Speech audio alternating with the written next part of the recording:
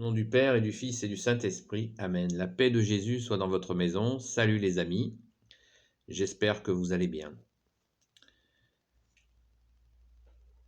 La parabole du bon samaritain, gloire à toi Jésus, évangile selon saint Luc, chapitre 10, verset 25. Et voici qu'un légiste se leva et lui dit pour le mettre à l'épreuve, « Maître, que dois-je faire pour avoir en héritage la vie éternelle ?»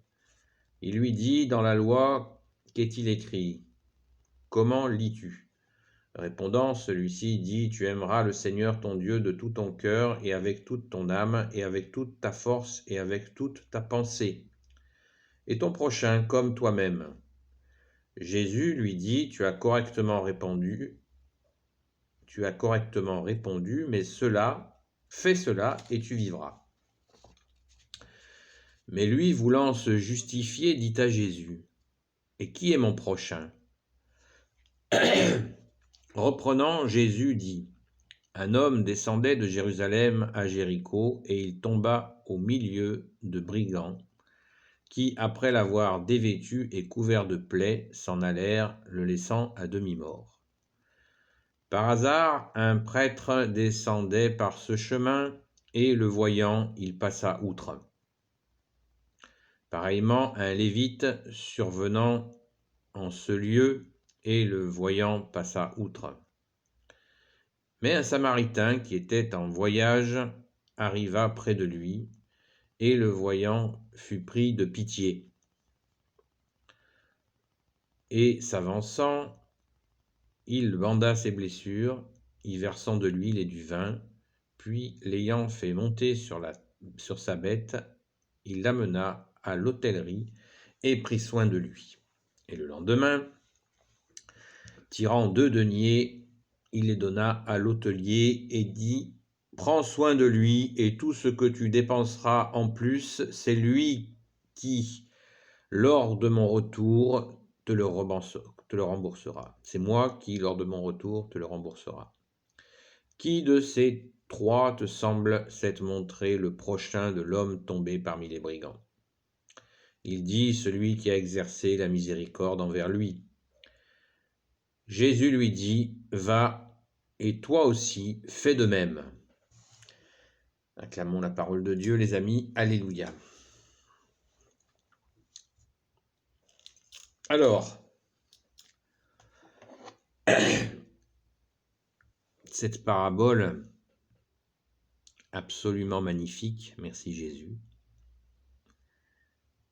nous montre bien des choses. Pour bien la comprendre, il faut... Qu'est-ce que Jésus nous dit à travers ça ? Il s'adresse à des experts, il est dans le temple et il s'adresse à des gens qui connaissent la loi de Moïse et hélas toutes les extensions. Donc lui, Jésus revient sur l'essentiel, c'est-à-dire les 2 commandements qu'il nous rappelle sans cesse. D'aimer Dieu son Père, de l'aimer lui bien sûr puisqu'il est Dieu, et l'Esprit Saint, c'est la Sainte Trinité, et d'aimer son prochain, et il donne des explications sur qui est son prochain. Et il s'adresse à des docteurs de la loi, des prêtres de l'époque. Et pourquoi il donne l'exemple ? Il dit bien précisément que justement ces spécialistes de la loi de Moïse, quand ils voient cette personne qui s'est fait attaquer et détrousser sur le bord du chemin, qui est blessée, mourante, eh bien, ils ne s'arrêtent pas. Donc, qu'est-ce qui se passe après ? Un Samaritain vient. Les Samaritains étaient considérés comme des païens, comme des gens qui qui ne reconnaissaient pas donc la foi des Juifs. Donc ils étaient considérés par les Juifs de l'époque comme étant des gens pires que des animaux. Donc Jésus nous montre le danger de la lettre, c'est-à-dire qu'on peut être très fort pour connaître la parole de Dieu, on peut être vraiment en béton et puis sécher au point de ne plus avoir de charité, sécher au point de se prendre pour la cuisse de Jupiter, sécher au point de se sentir vraiment supérieur par rapport à ceux qui n'ont pas la foi.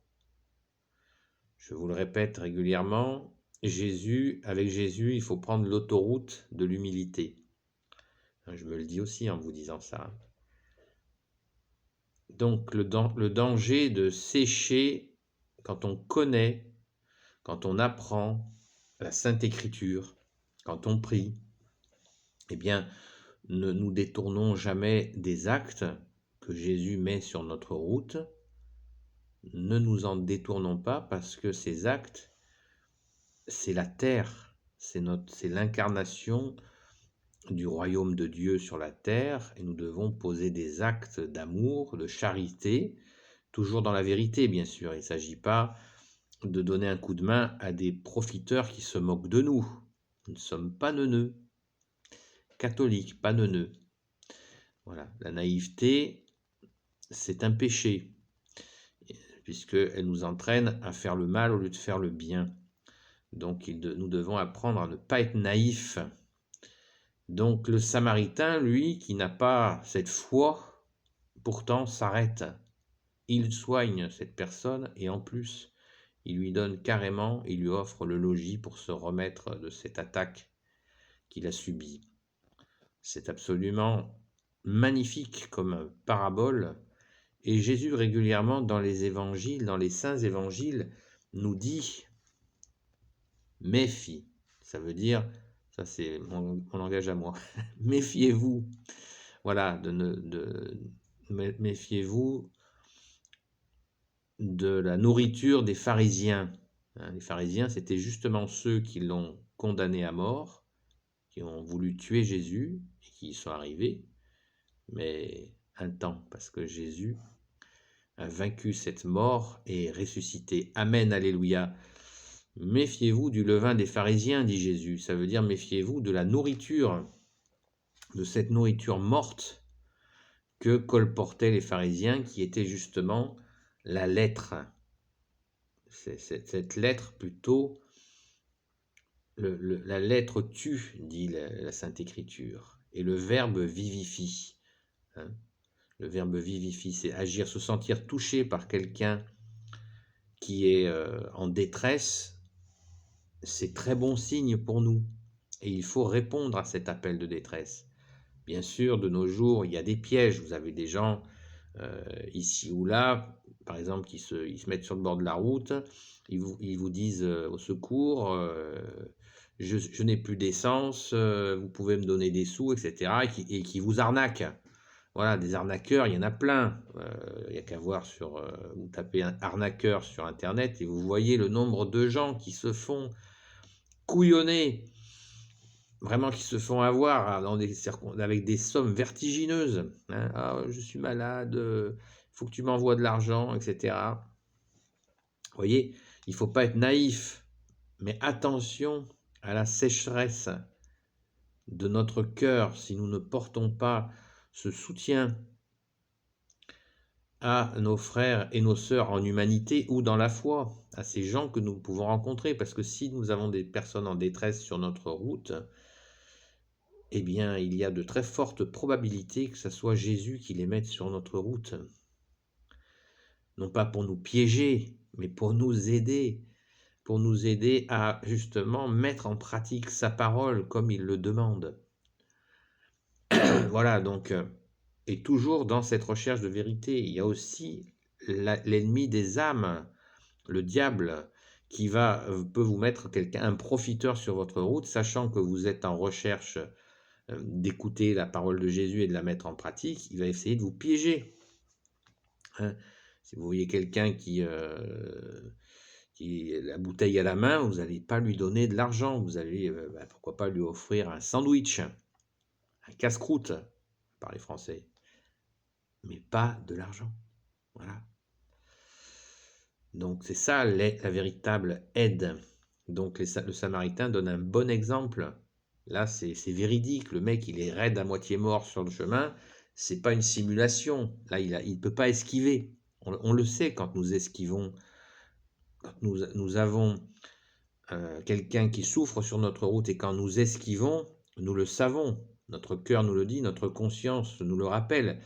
Et surtout, faisons face, répondons à cet appel de Dieu, Jésus qui est Dieu avec son Père et l'Esprit Saint pour répondre, et toujours avec notre intelligence, hein, toujours avec notre discernement, pour ne pas se faire piéger, mais quand c'est évident, c'est évident. Et quel bonheur, merci Jésus, parce que quand nous avons pu porter secours à quelqu'un, quel réconfort.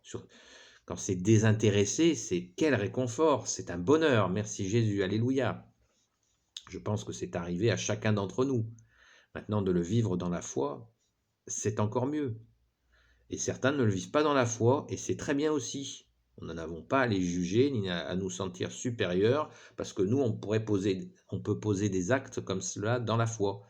Il y a des gens, la Sainte Écriture, justement, nous dit qu'il y a des gens qui connaissent Dieu, c'est Saint Jean qui le dit, qui dit qu'il y en a qui connaissent Dieu par la parole, par l'étude de la parole, et puis aussi qui la mettent en pratique. Et qui la mettent en pratique, cette parole. Et il y a aussi des gens qui ne connaissent absolument pas Dieu et qui connaissent Dieu par, justement, le concret, le pratique, exactement comme ce qui se passe avec ce Samaritain qui n'est pas dans la foi mosaïque. Voilà. Donc,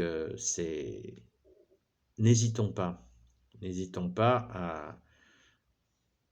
surtout ne laissons pas sécher notre cœur et restons charitables en vérité. Hein. En vérité. Méfions-nous des petits malins. Voilà. Parce que les petits malins, ils travaillent avec le malin.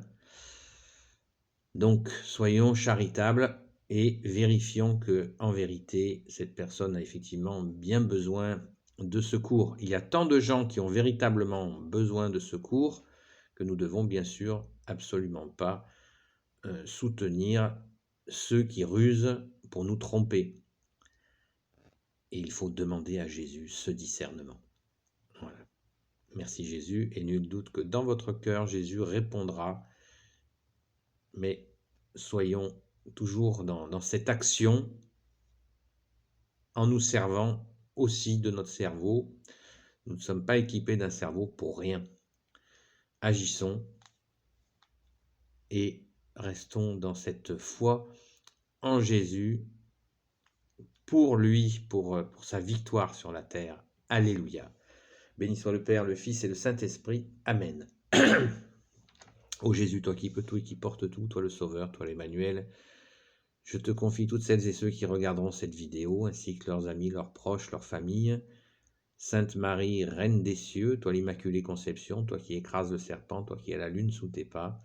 Saint Joseph, toi le juste et le saint, toi le sage, toi la terreur des démons.